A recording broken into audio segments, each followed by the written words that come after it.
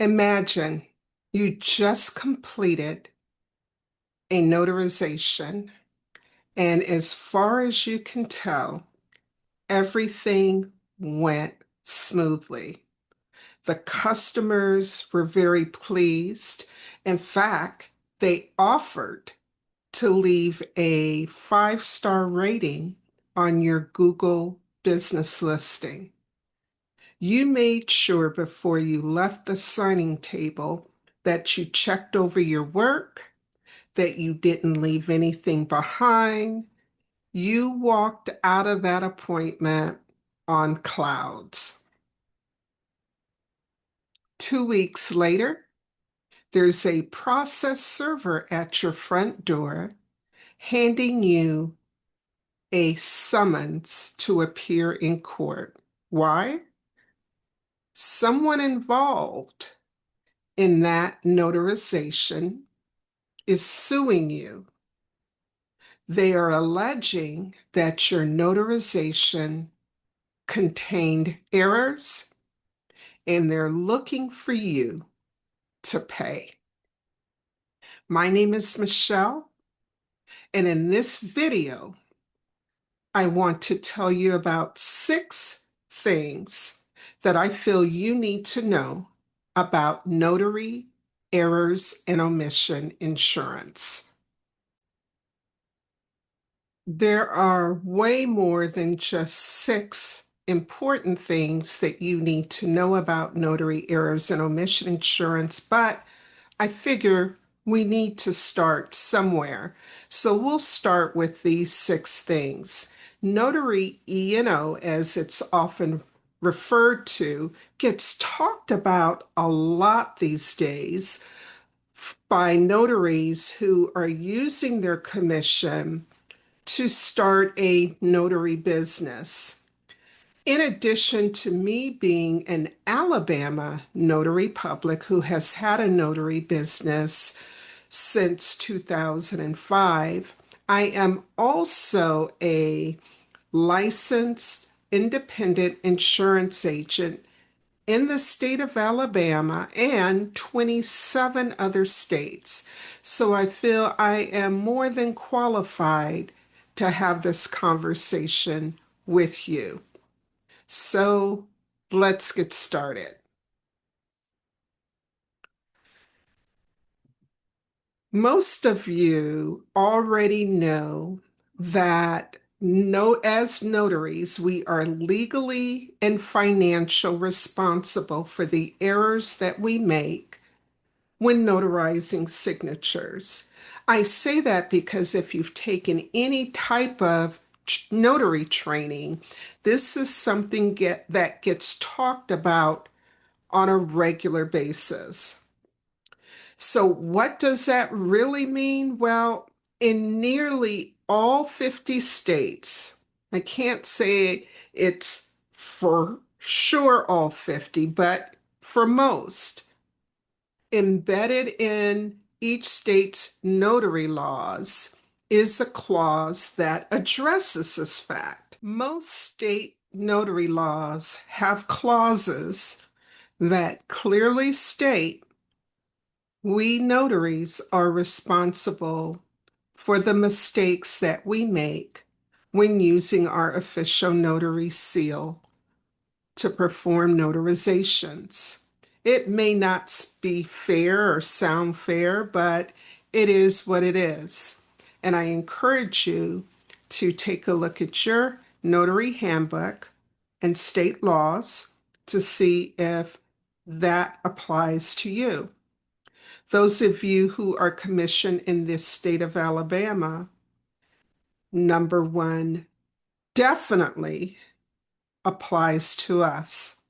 And so if we are both legally and financially responsible for our mistakes, it means that the signers and anyone else involved in the notarization and transaction tied to the notarization, they have a basis to take us to court or to sue us and require that we make restitution or make the individuals who have been harmed whole. And from a legal standpoint, if an investigation reveals that we did not follow our state notary laws, then our state has the right to bring criminal charges against us. So, civil and criminal charges, allegations are at stake. So, that's the first thing that I want to make sure those of you watching this video are clear on. It's heavy. It's a lot when you really allow that to sink in, which is why it is so important that we all invest in training so that we can minimize the number of mistakes that we make and that we can identify our errors and fix our errors before they harm others. The second thing that I want you to know is that notary errors and omission insurance protects notaries by picking up the tab. What do I mean by picking up the tab? Well, when I go out on a date, usually the man picks up the tab by paying for the check. Those of us notaries who make the decision to purchase notary errors and omission insurance, should we find ourselves in the situation of being sued, accused of wrongdoing, our E&O policy has a pool of money allocated for that purpose. And that money can be used for a variety of things, but typically that money is used by the notary to pay attorney fees, court fees. That money is used if the lawyer is able to just settle the matter out of court with the other parties. Those are settlement fees. That Notary E&O policy can cover that as well. Court costs. And we mentioned notary fees, we mentioned attorney fees. And then if the case does go to court and the court, whether it's the judge or the jury, finds that my actions did cause someone financial harm, instead of me having to pull out my personal checkbook or bring out a credit card, I can turn to my insurance company and file a claim and ask that policy to pay out on my behalf. And the great news is that I don't have to pay the Notary E&O insurance company back any of that money. The third thing that I'd like for you to know about notary errors and omission insurance is one of the most important things, something that gets overlooked quite a bit by notary signing agents. And that is when you purchase a policy called Notary Errors and Omission Insurance, most of the time, I'd say 85% of the time, it will only cover your notary responsibilities, and that's it. What do I mean by your notary responsibilities? Here are a few. In most states, because responsibilities vary by state, correct? What I do here in Alabama looks quite a bit different from what notaries in Pennsylvania are able to do, or notaries in Florida are able to do. So it is state by state, but I believe in all 50 states, notaries are required when conducting a notarization to verify the signer's identity. So any errors that are made when I am verifying the signer's identity, asking for ID, really looking them over, if I make a mistake in that process, that would be covered under this policy. And keep in mind, when I say covered, I don't want to imply that, oh, yes, that claim will be paid. I'm speaking in general terms because everything is going to be based on the terms and the conditions, exclusions, and limitations of the Notary E&O insurance policy. I can't speak for all. Another typical notary duty or responsibility would be the verbal ceremony. What do I mean by that? I'm talking about you being the notary being able to identify and know when a situation requires that an oath be administered and then administering that oath. For me, verbal ceremonies also include me asking the client and confirming that the signer that they have reviewed the document, they understand what they're signing, that no one is forcing them to sign. And through that process, I'm ascertaining that this individual, this signer, is alert, aware, in their right frame of mind, so that later, when family members say, oh, Michelle, you should not have notarized for my grandmother, she is not alert, she is confused. All right. I'll give one more example of a notary duty. As you know, part of our role in most states, I think all states, it's to complete the notary certificate correctly.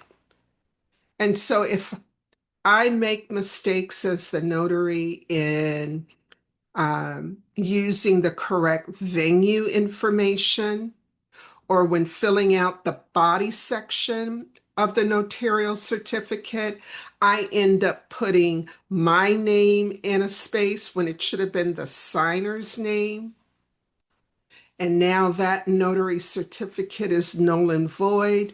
That sort of thing, that scenario would likely be covered under this policy. Now remember, it's the insurance company that determines what's payable or not. What if they decide I was just really negligent?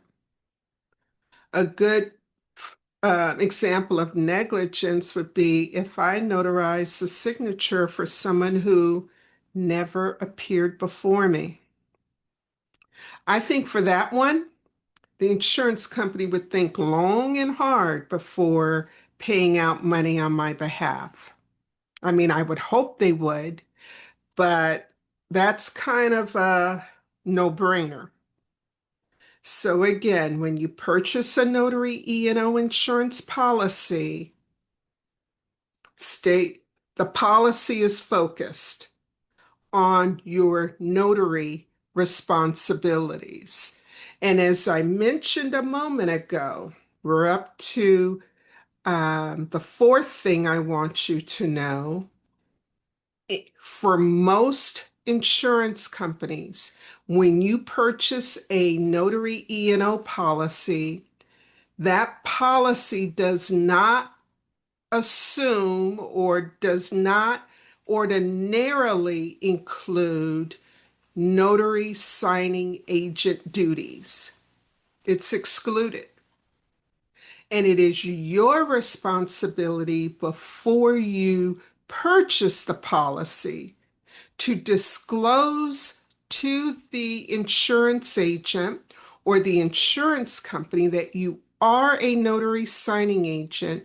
You will be handling real estate type notarizations so that they can issue you the correct policy, or they can add a addendum, an amendment, or the right policy, because there are some signing agent policies out there for that purpose. I cannot stress this enough. And yes, notary signing agent E&O insurance is more expensive than notary E&O insurance. I have not seen a situation where it isn't more expensive. And I'm not just talking a few dollars, all right?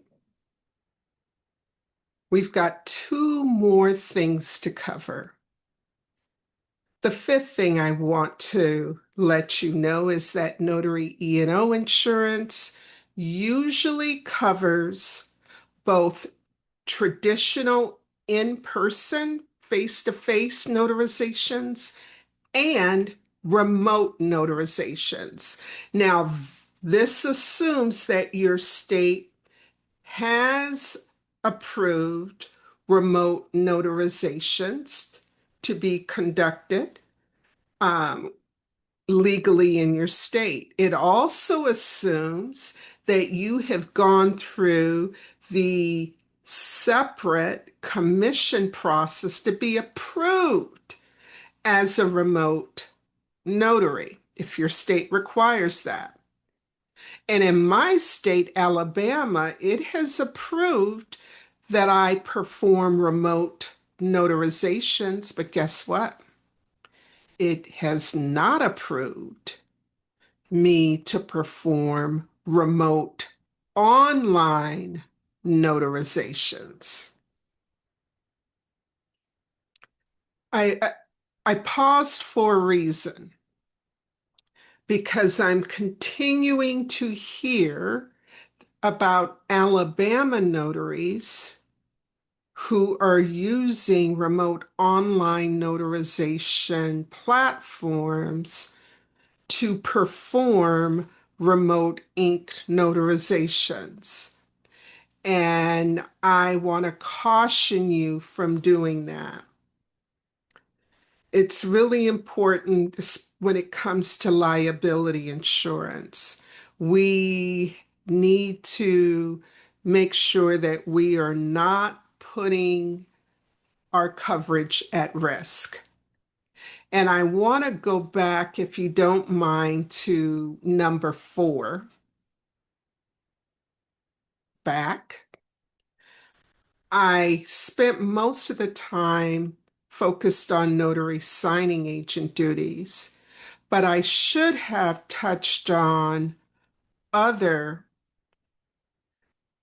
side gigs, streams of income that many notary business owners take on. Now, I'm not talking to notaries who perform notarizations for their employers. Most of you are fine with the liability insurance that your employer provides, although it wouldn't hurt for you to have this conversation with your employer. I'll talk more about that in just a moment. But for number 4, not only does the Notary E&O policy exclude notary signing agent duties unless it is added in at an additional cost, those policies will not cover things like apostille agent. Now, I know for some apostille work, you are notarizing signatures for authentications and apostilles. It's part of the process. So that notarization would be covered, possibly, potentially, but those other apostille agent duties fall outside of the scope of of most policies. You're going to need different liability insurance to cover that, as well as field inspections, permit running, process serving, Form I-9 completion, business verifications. Let's see, what fingerprinting, the list goes on. Notary E&O is only going to take care of, I know I'm talking with my hands, when you're using your official seal, your title of notary public. It's real important. If you're preparing documents, which notaries shouldn't do unless you're a Louisiana commissioned notary or you're a paralegal, your E&O insurance is going to scoff at that. Preparing documents, immigration work. Now, if you're notarizing immigration signatures on immigration forms, no problem. But if you're helping to fill them out, no, not covered. I would encourage you to circle back with your insurance agent who is licensed in your state and let him or her know about all the other streams of income where you're getting work from and ask them, how can I make sure all of this is covered by my professional liability insurance? Because remember, Notary E&O insurance falls under the bigger umbrella of professional liability, not general liability, professional liability insurance. I think we're up to number 6. What do you think it is? What haven't I covered yet? Let's see. Number 6, Notary E&O insurance is optional, not mandatory, and coverage varies by state. I think I touched on this earlier, because each time when I am in, whether I'm on Reddit or Facebook or Instagram or TikTok, and I see this topic comes up that gets raised, and it's usually from newbie notaries looking for another notary to tell them what type of coverage, how much should they buy, and where they should buy from. And of course, we as notaries are always eager to help. We throw out names of companies that either we have our coverage with or that we've heard about from someone else. It's nice to be helpful, but I think the first stop you should make when talking about or seeking out notary errors and omission insurance, make sure that person is a licensed insurance agent for your state. Start there. Whether you call them, email them, go on their website, you simply say, I'm a commissioned notary public in this state. I would like to purchase professional liability insurance or Notary E&O insurance. Start there.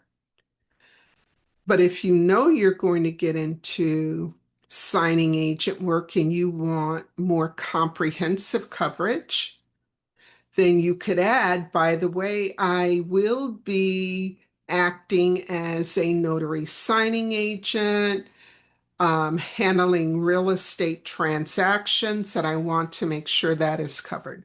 Start there. Why? Because most notaries don't know if the company that they are with sells insurance in your state.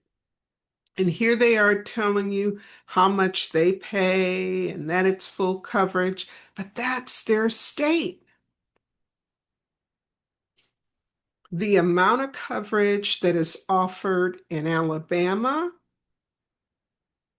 is different from the amount of Notary E&O offered in Texas, and so forth and so on. Not only the amounts, what's covered, and the cost. So start with the professionals, but if you keep running up against into walls and not getting anywhere, then turn to social media, and that'll give you some other alternatives. And although Notary E&O insurance is optional in 99% of the states for in-person notarizations, it would be unwise, it would be foolish of you, especially those of you who are using your commissions to start a notary business, to not purchase Notary E&O insurance. Every little bit will help. I checked real quick before I logged on because I was wondering, I was thinking about what a lawyer would charge me to represent me in a notary case. And if I didn't mention it earlier, I want to say it now. Twice, um, family members challenged notarizations that I performed. Once I had to um, be deposed or testify for a court case. And the second time, um, I just handled it with the plaintiff's attorney by phone. I think there is a video where I go into that detail. If so, I'll put a link in the description so you can watch that. But it's 2025 when I'm recording this. And I went on to Perplexity. That's the AI that I use. I asked them what's the average attorney fee, hourly rate in Alabama and other states.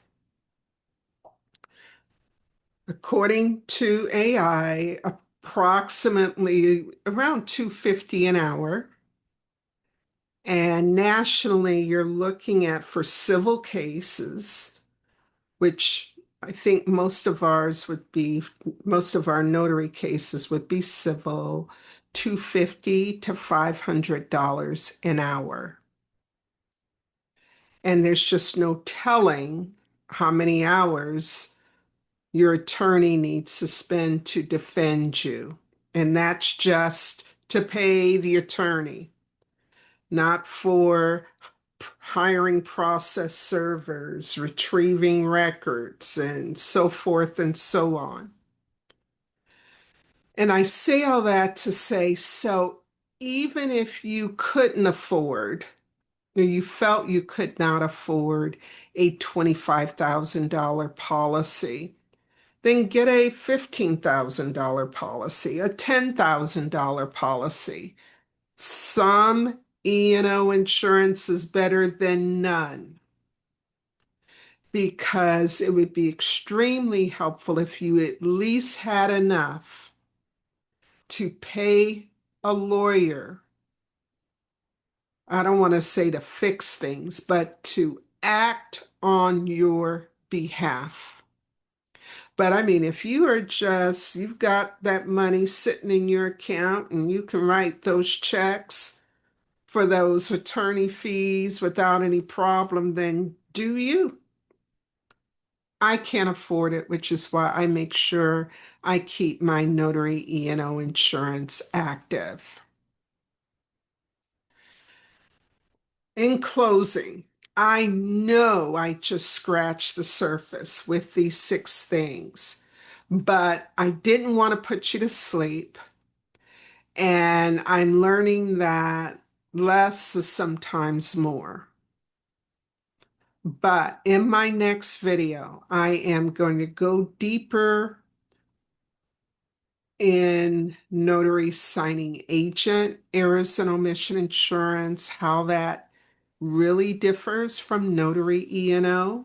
And then for both notary E&O and signing agent, E&O, I want to look at a sample contract with you and go through the exclusions and limitations. I think you're going to be surprised by some of the things that are mentioned. And then finally, I want to give you some more tips on what you should do and ask for when your policy is up for renewal. I want you to be more informed, a more informed buyer or shopper when that time comes. And that's whether you buy it where you bought it last time. I know many notaries purchase it from the National Notary Association when they are going through their background check and training, certification training for the signing agent certification, and that is great. Or if you are going through your own agent who handles your homeowners, your auto insurance, or through a different independent agent. Those of you who happen to reside in a state where I am licensed, I will be happy to speak with you one-on-one. Just reach out to me. Those states are in, if you're in any other state, I cannot consult with you.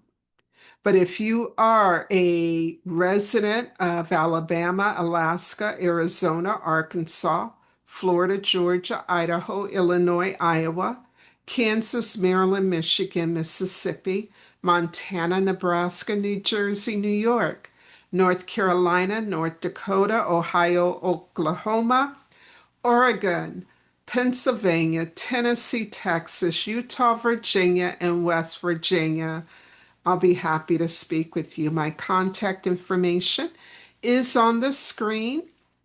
You can also, and I encourage you to um, reach out to me in the comments if there is a burning question that you have, or if there is something you expected me to cover in this video that I didn't. Let me know in the comments. I will definitely respond to you, and I may even just go ahead and include that in the next video or do a separate video to answer your questions. I want to thank you for hanging in to the end of this video. I hope you saw some value in it. If so, take a moment to just give the video a thumbs up.